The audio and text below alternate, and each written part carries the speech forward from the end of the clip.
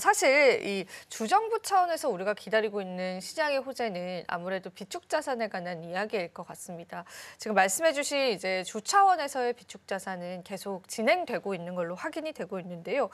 이 외에도 또 시장에서 관련한 다양한 의견이 있는 것 같습니다. 좀 정리를 추가적으로 부탁드려도 될까요? 네, 알겠습니다.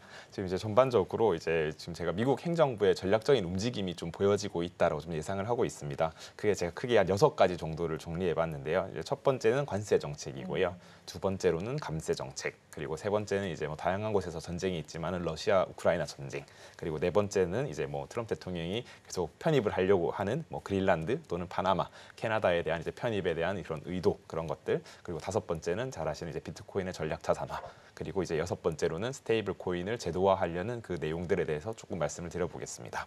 그래서 일단은 뭐 크게는 관세 정책을 먼저 좀 말씀을 드리면요. 관세 정책은 불확실성을 고조하고 있는 것이다 말씀드리고 있고요. 이제 사실 트럼프 대통령이 워낙 예측 불가한 분이기 때문에 이렇게 좀 강경하게 처음 밀어붙였다가 이렇게 계속 이제 합의를 해나가는 모습을 보여주고 있습니다. 뭐 최근에도 뭐 캐나다에게 뭐 25%그 관세를 부과하겠다 하니까 캐나다가 맞불로 다시 우리도 하겠다 하니까 그럼 우리는 25% 추가해서 50% 하겠다 이렇게 이야기를 했지만 다시 또 철회가 되었죠. 이제 그렇듯이 좀 이렇게 좀 다양한 전략을 통해서 좀 진행을 하고 있는데 이런 관세 정책은 결국엔 좀 위험 회피, 이제 리스크 오프를 하고 싶어하는 심리가 계속 자극이 된다라고 볼 수 있습니다. 그렇기 때문에 이런 뭐 주식 시장이나 가상자산 시장의 하락이 좀 계속 요인이 되고 있고, 그런데 이제 조금 길게 보았을 때는 오히려 이제 비트코인을 안전자산을 할 수 있는 요인으로 좀 볼 수도 있다라고 이렇게 피벗이 되는 상황이 좀 발생할 수도 있다고 생각을 하고 있거든요.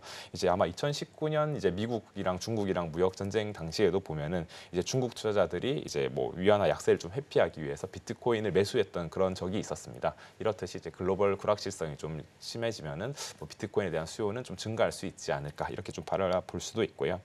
뭐 두 번째로는 관세 정책이 결국에는 달러의 강세화를 불러 일으킬 가능성은 조금은 높습니다. 이제 그렇기 때문에 달러 인덱스가 좀 올라갈 가능성이 있는데 일반적으로 달러 인덱스가 올라가면은 비트코인은 가격은 좀 반비례하는 하락하는 그런 반비례하는 경향이 있기 때문에 이런 것들이 좀 어떻게 움직일지 좀 지켜봐야 되는데요.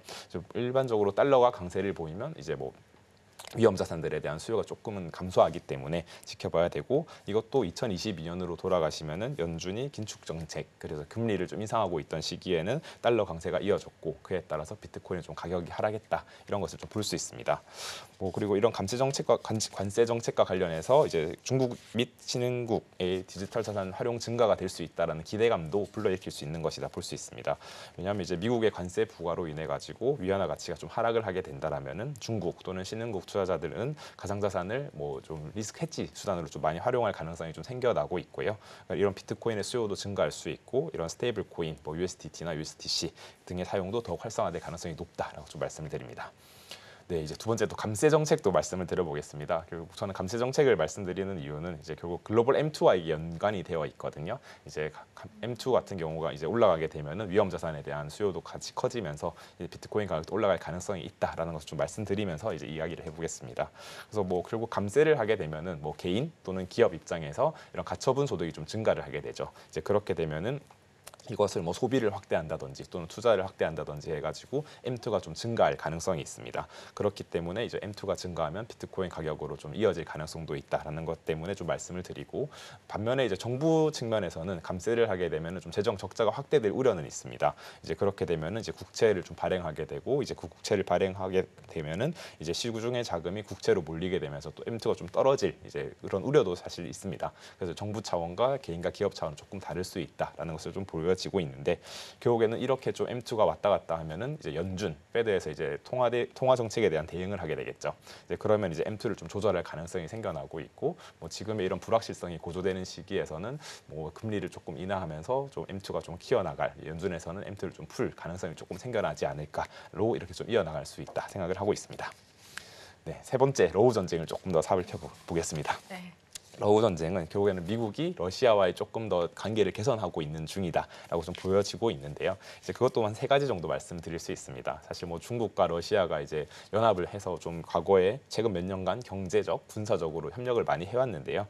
이제 중국은 뭐 예를 들어서 브릭스 프로젝트죠. 이제 브릭스라는 곳을 통해 가지고 글로벌 영향력을 좀 확대를 하고 있고, 러시아는 뭐 자원 그리고 군사력을 기반으로 좀 서방에 맞서고 있는 상황입니다. 미국 입장에서는 중국과 러시아가 이렇게 똘똘 뭉치게 되면은 이제 미국 중심의 국제 질서가 이제 좀 혼란스러워질 우려가 있기 때문에 러시아를 중국으로부터 조금 분리하려는 그런 의도가 조금은 들어 있다라고 말씀을 드리고요. 두 번째로는 에너지와 지정학적인 관계입니다. 뭐 유럽 같은 경우는 러시아 에너지를 좀 필요로 하고 있는데 우크라이나 전쟁 이후에는 뭐 서방의 제재로 인해 가지고 러시아는 조금 중국에 좀 더 의존하고 있는 추세를 보이고 있고요. 미국이 이제 러시아와 부분적인 협력을 좀 모색을 하면은 러시아가 중국에 의한 의존도를 조금은 낮추면서 이제 미국과의 관계를 좀 개선할 여지가 있지 않나 보고 있습니다. 그래서 또 세 번째로 이것은 결국에는 우크라이나 전쟁을 좀 협상 카드로 좀 활용하는 방안입니다. 러시아가 이런 서방 제재로 인해 가지고 경제적인 좀 어려움을 많이 가지고 있는데 미국이 이제 러시아에 대해서 조금은 우호적인 긍정적인 태도로 일관을 한다라면은 러시아와 중국과 관계를 약간은 좀 내려놓고 미국과 이제 개선을 해서 우크라이나와 협상하는데 좀 도움이 될지 않을까 이렇게 좀 볼 수 있습니다. 네, 조금 추가적으로 이제 네 번째 말씀드리면은 그린란드, 파나마 그리고 캐나다를 이제 미국 대통령이 계속 이렇게 편입하려고 하는 내용을 보이고 있습니다. 그래서 캐나다 입장에서는 되게 좀 불쾌하다 이런 면모도 계속 나타나고 있는데요. 이것도 결국엔 지정학적인 이유로 이제 이런 것들을 확보를 하면서 이제 본인들의 이런 패권들을 좀 지키려고 하는 의지가 포함되어 있다라고 말씀을 드리고 있고 동시에 이런 그 지구 온난화로 인해 가지고 항로에 대한 개척이 많이 필요한 상황입니다. 이제 그렇기 때문에 조금 트럼프 대통령은 좀 적극적으로 움직이고 있다. 라고 이제 말씀을 드립니다. 그리고 세 번째로는 이런 곳을 이제 만약 확보를 한다. 그린란드나 파나마 그리고 캐나다를 확보한다면 이런 자원의 수요, 자원을 이제 그 확장할 수 있는 그런 기회로 요인으로 작용하기 때문에 하는 것입니다. 그리고 이런 것들도 근데 보면은 그 미국 대통령이 이제 원하는 것은 그 미국을 되게 다시 막아지 않습니까? Make America Great Again. 이제 그것을 이제 적극적으로 행동하고 있는 움직임이다라고 좀 말씀을 드릴 수 있습니다. 그래서 사실 다섯 번째, 여섯 번째가 이제 궁금할 것인데요. 사실 첫 번째, 두 번째, 세 번째, 네 번째 매크로적인 측면이고 그에 따라서 시장이 좀 흔들리고 있고 다섯 번째, 여섯 번째 같은 경우는 이제 수단으로서 좀 활용하고 있는 것이다라고 좀 말씀을 드리고 있고요. 비트코인을 통해서 이런 달러 패권을 지키기 위한 움직임, 그리고 비트코인을 통해서 스테이블 코인까지 제도화를 통해서 이런 움직임을 보여주고 있다라고 할 수 있습니다. 그래서 이제 달러를 이제 왜 그 패권을 지킬 수 있는 방안이 될 수 있냐라면은 스테이블 코인 자체가 이제 달러와 연동이 되어 있지 않습니까? 달러와 연동이 되어 있고 이제 그것을 이제 근거를 마련하기 위해서는 달러를 이제 그 보유를 하고 있는데 미국채를 보유하고 있는 게 90% 이상입니다. 그래서 아마 잘 아시겠지만 테더사가 보유하고 있는 이제 미국채가 거의 1,000억 달러 이상으로 보여지고 있고 그 가치만 하더라도 이제 독일보다 더 많은 수준으로 가지고 있고 우리나라보다 약간 아래의 수준에 있거든요. 이제 그렇게 통해서 이런 스테이블 코인을 통해서는 이제 그런 달러에 대한 수요를 창출할 수 있기 때문에 달러 국채에 대한 수요를 창출할 수 있기 때문에 이를 계속해서 확장하고 있다라고 볼 수 있습니다.